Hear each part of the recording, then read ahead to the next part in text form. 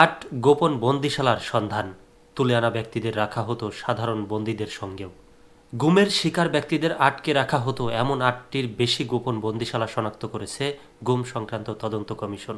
তাদের ভাষ্য মতে প্রতিরক্ষা গোয়েন্দা মহাপরিদপ্তর, ডিজিএফআই, র্যাব ও পুলিশের counter terrorism and transnational crime CTTC ইউনিটের মতো সংস্থাগুলোর এসব গোপন বন্দিশালা পরিচালনা করত। দেশজুড়ে এসব গোপন বন্দিশালায় গুমের শিকার ব্যক্তিদের আটকে রাখা হতো। এর পাশাপাশি গুমের শিকার ব্যক্তিদের কাউকে কাউকে সাধারণ বন্দীদের সঙ্গেও রাখা হতো। গুম সংক্রান্ত তদন্ত কমিশনের অন্তর্বর্তী প্রতিবেদনে এর চিত্র উঠে এসেছে। কমিশন গত শনিবার বিকেলে রাষ্ট্রীয় অতিথি ভবন যমুনায় প্রধান উপদেষ্টার কাছে আনফোল্ডিং দ্য ট্রুথ শিরোনামে প্রতিবেদনটি জমা দেয়। প্রতিবেদনে বলা হয়, গুমের ঘটনায় কমিশনে এ পর্যন্ত 1676টি অভিযোগ জমা পড়েছে। এর মধ্যে 758টি অভিযোগ যাচাই বাছাই করা হয়েছে। বন্দীদের যেসব কক্ষে জিজ্ঞাসাবাদ করা হতো সেখানে তাদের আটকে রাখা হতো এবং যেসব যন্ত্রপাতি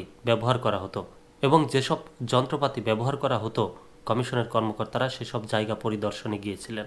তাদের লক্ষ্য ছিল ঘটনাস্থলে গিয়ে তথ্য প্রমাণ জোগাড় করা। তারা আইন শৃঙ্খলা রক্ষাকারী বাহিনী এবং নিরাপত্তা বাহিনীর জ্যেষ্ঠ কর্মকর্তাদের সঙ্গেও কথা বলেছেন। আমরা যখন পরিদর্শনে যাই কয়েকটি বন্দিশালা আগের মতোই দেখতে পাই, তবে কয়েকটি আমাদের যাওয়ার আগেই ভেঙে ফেলা হয়। আমাদের তদন্ত শক্তিশালী করার স্বার্থে এসব বন্দিশালার বিস্তারিত আরেকটি প্রতিবেদন প্রকাশ করা হবে বলা হয়েছে প্রতিবেদনে।